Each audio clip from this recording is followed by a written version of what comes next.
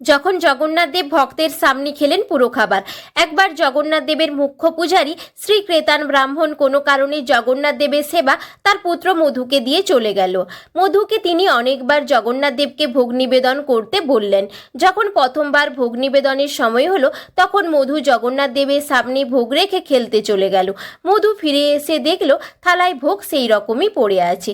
সে যখনই জগন্নাথ দেবকে জিজ্ঞেস করলো, আপনি কেন খাবার খাননি? বাবা এসে ভরা থালা দেখলে বকবে।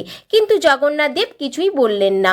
আবার মধু বাইরে চলে গেল আর ফিরে এসে দেখলো যে খাবার সেই রকমই পড়ে আছে। মধু ভাবলো যে জগন্নাথ দেব দুষ্টুমি করছেন। মধু আবার হাতে লাঠি তুলল আর জগন্নাথ দেবকে পুরো খাবার খেয়ে নেওয়ার জন্য শেষবার বলল।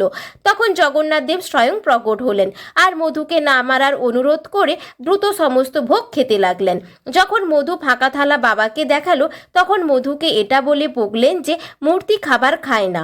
তারপর এটা ভেবে হঠাৎ তার চোখে জল চলে এলো যে উনি যখন বিশ্বাসই করেননি প্রভু খাবেন, তখন প্রভু খাবেন কি করে?